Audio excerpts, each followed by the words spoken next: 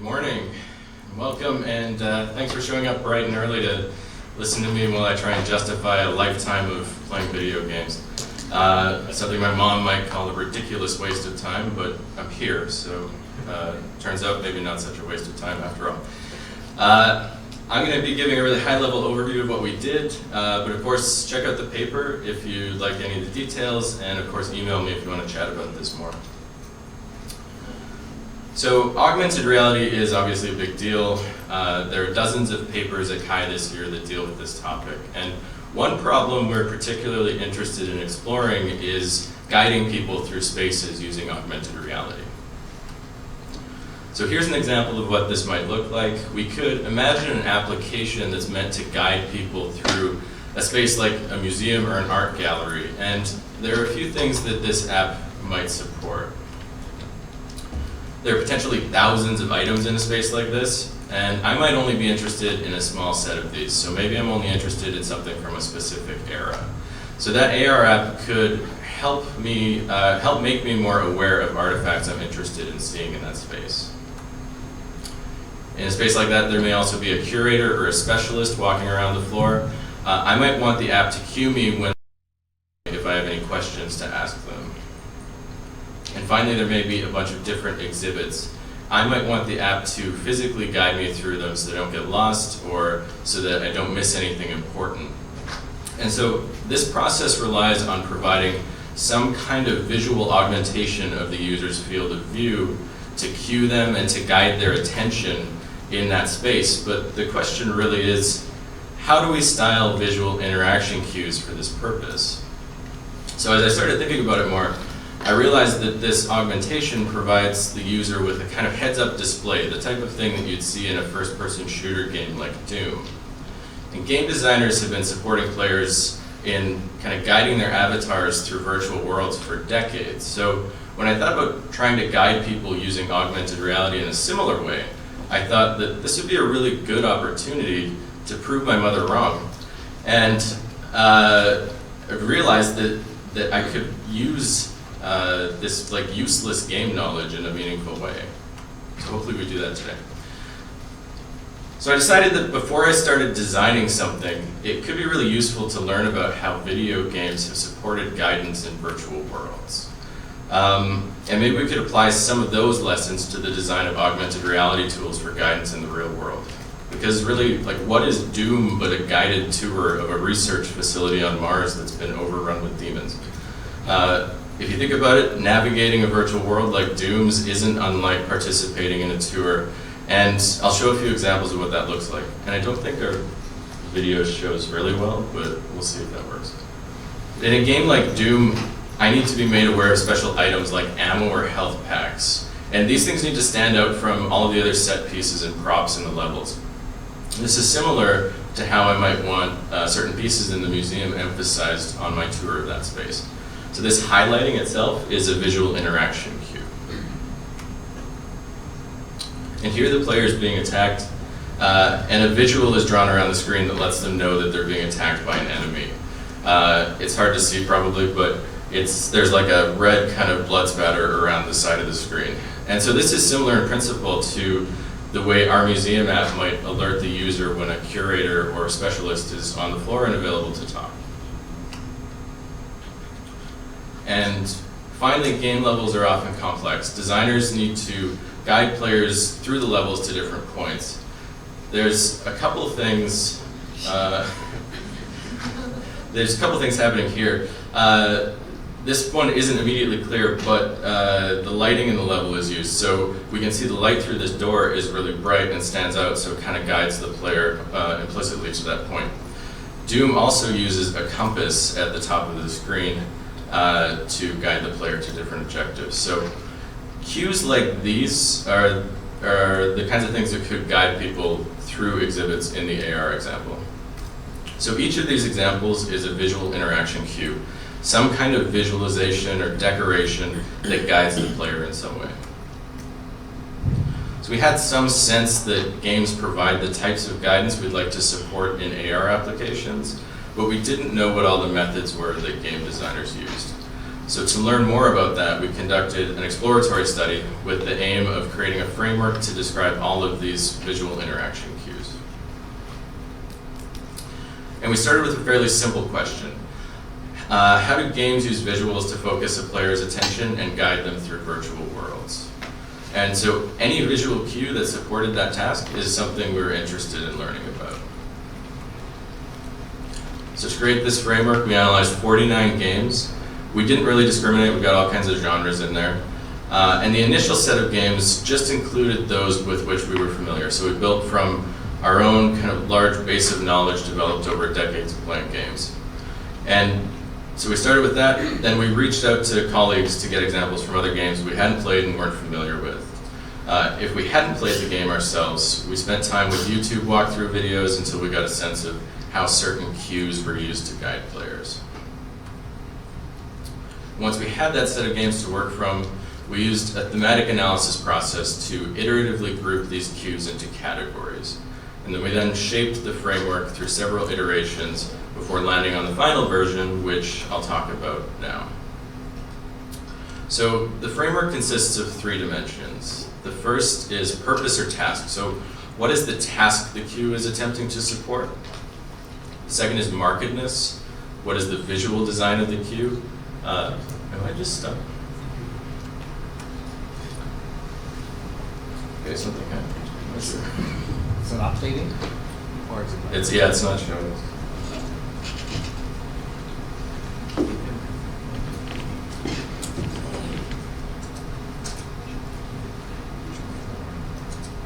Okay, there we go. I bumped it with my knee. It's terrible today. Let's see. Where was I? The framework. Okay. So I showed a picture like this, thematic analysis, grouping things together. So the framework is, first dimension is purpose or task. So what is the task the cue is attempting to support? The second is markedness. What is the visual design of the cue? How is it styled? And the third is trigger. So what are the circumstances under which the cue is shown?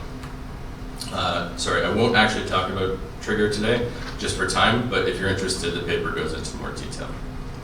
So for purpose or task, there are 3 categories: discover, look, and go. So discover cues make the user aware of items in the world. So these game worlds can have hundreds or thousands of objects in them, but the designer may only intend for the player to interact with a small set of those. And the player needs to be able to discover items that they can interact with. So here's an example from Dragon Age Inquisition. In this example, the player has killed an enemy, and the enemy drops a loot bag, and that loot bag gets outlined in orange, like an orange glow to highlight it and let the user know that they can interact with that. Look cues are visual cues that make the player aware of some action to which they need to respond in a timely manner. So in this example, this is Overwatch. The player is being attacked from the left side, and so a little kind of flare is drawn around their crosshair to let them know where that damage is coming from. So it's drawn to the left of the crosshair. The player needs to know that they need to turn to the left to address that threat immediately. And finally, go cues are utilized to support movement through the virtual space. So this is getting an avatar from one point in the world to another is the goal of these cues. So this example is a snowboarding game called Steep. The player, these are big levels, and so the player needs to take has an ideal path that they could follow. This is drawn by using, it's kind of small, but this dotted line through the level, and so that's the go cue there. So now I'll talk about the markedness dimension. So these can be subtle, emphasized, integrated, or overlaid. Subtle cues are those which are styled to fit into the game world. So an example of this is in Dragon Age Inquisition. There's been a massive explosion, and the player needs to get to that location where that happened. They can keep an eye on the smoke on the horizon as a landmark that they kind of keep moving toward. The big point about this one is that explosions actually give off smoke, and that fact is just being utilized to guide the player. These cues tend to keep the player grounded in the story of the game and are really immersive. While subtle cues use actual game models or assets to guide the player, emphasized cues add some kind of visual decoration to the game assets. So this example is another one from Doom. When the enemy's health is low enough, they start to glow orange. This lets the player know that they can execute a special attack if they act immediately. So the important piece is that the representation of the character's avatar is actually being styled with the Q in some way. Where emphasized cues reference objects already in the world, integrated cues add new virtual objects to the world. So this takes an entirely artificial object that wouldn't exist in the world itself and places it there explicitly for the player's benefit. So this is another example from Steep. The checkpoints in the world are represented by these like pillars of light. So this practically is doing the same thing as the Dragon Age example with the smoke, but it's styled radically differently, and you don't, when you're on a mountain, you don't see this kind of thing, so that makes it an integrated cue. And finally, we have overlaid cues. These cues they're drawn on the imaginary 2D plane that separates the player from the virtual world, so like the HUD plane or the UI plane. That's kind of the window through which they view the world. And a common example of this is a like mini-map. So it kind of shows the locations of different entities in the world for the player, but it's drawn entirely on that UI plane.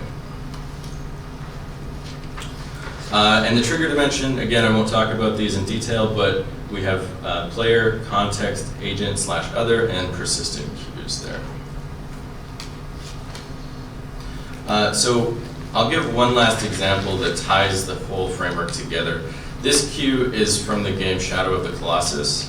And at any point in the game, the player can have their avatar raise their sword, and light reflects off the sword, pointing in the direction of the next Colossus. So this is a go cue because it's trying to move the player through the space. It's subtle because swords actually reflect light. It's just being manipulated in some way to guide the player. And it's player triggered. The player presses a button, and they choose when to turn that on and off. So once again, this is the framework we created. We found that all of the visual cues that we studied could be described within the framework, and each cue, fit a task, had a different styling, and was triggered in a different way, and it all fit into these categories. So now I'll talk briefly about how we used that framework to design a prototype application for a real-world guidance task. The example task we explored is finding books in a library or a bookshelf. So this is a discover task. And thinking of this in terms of games, the way that only certain objects in the game world do we want to highlight and stand out to the player. We only want to see certain books in this library, maybe by a certain category or author. So again, this will be a discover task. I'll show some actual visual cues that we created by using the framework's markedness dimension to style the cues, and I won't touch on trigger in these. So this is the subtle cue that we created for the library task. Here we're taking advantage of the fact that books in libraries often have different colored stickers on their spines. So this sticker is even styled with worn edges to really make it feel like it's something you could actually see in the library. So it uses a virtual object that could exist in that space to decorate the books that we want to see, and this is a subtle discover cue. Here's the emphasized cue. This takes the form of the object in the real world and emphasizes it in some way. So this design just takes the face of the book and tightly wraps it in a flashing particle effect to make it kind of really stand out.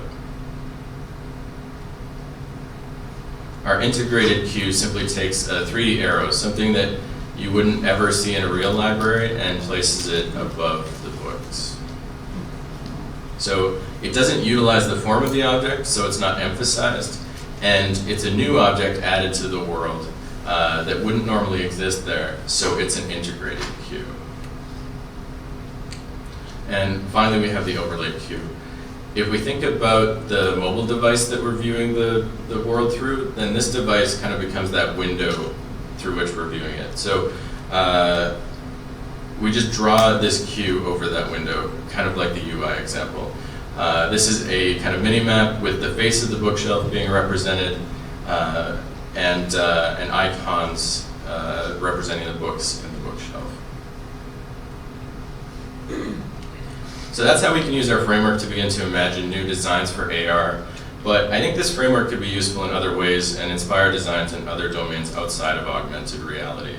And while we definitely believe this is a good start, the thing we're certain about is that this isn't perfect. So I'm asking you to challenge our framework, take it, build off it, improve it. I'm excited to see what you can do with it. If everyone is moving forward together, then success takes care of itself. And today I've succeeded in proving my mother wrong. But if we work together as a community, I think we can prove all of our mothers wrong together. And that's teamwork. So.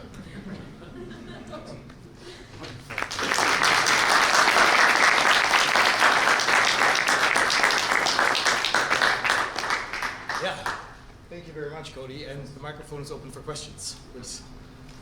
Right. Hi, Junior Lee from Kody, South Korea.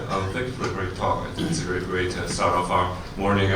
So my question is, does your framework only concern screen-based AR, or does that include like wearable AR as well? I think when we started thinking about this, we started thinking about it as wearable stuff, but I don't think that anything here really is specific, to one or the other. So I'm not sure. It's not something we really kind of, broke apart. But I think these could apply to both cases. I think.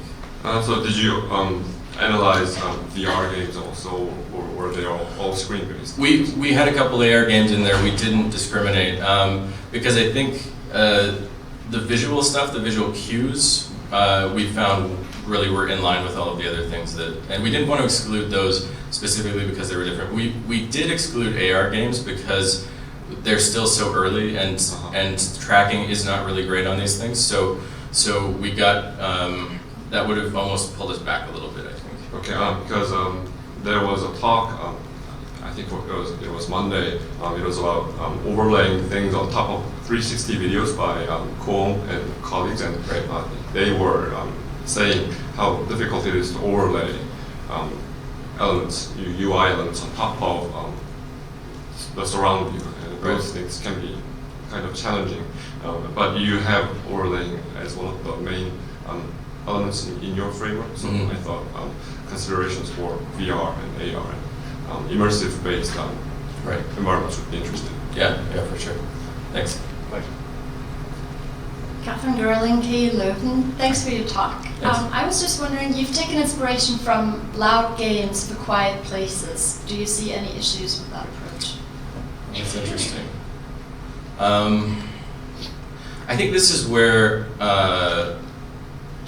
we may see that some of these things, like the subtle approaches, may fit better, right? So we didn't really think exactly about. I mean, I have some suspicions about how certain things might work better for other things, but we in the paper I think talked a little bit about like if you're seeing like some nature or some beautiful scenery or something like that, you really want to limit, how many integrated cues you're using. Even the emphasized ones, and really just stick to the subtle ones, maybe depending on the task. And it's all really task specific too, right? So, but I think that's where we'll see. Hopefully, we can see in the future, like actually really break these down and see what's appropriate for which situation. Thanks. Thanks. Hi. I personally be proving my father wrong, but same problem.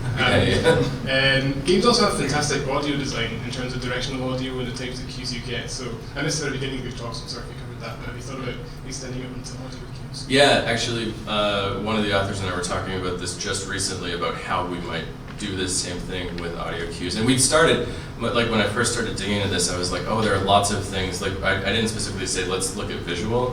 Let's look at all the ways that it might do that, maybe even haptics and audio and things like that. But that got to be, too big in scope, so we dialed it in. But there are definitely things that are happening for sure that we can start to think about for these cues. Last one. I was going to ask a similar question, Mike Medlock, Oculus. How do you think your framework, even though you didn't apply it to it, how do you think it stands up with audio and haptic cues?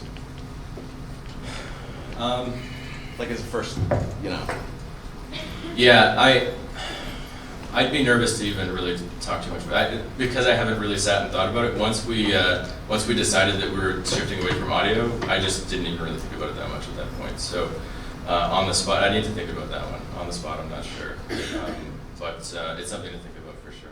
If you want to chat more, Thank you very much, Kody.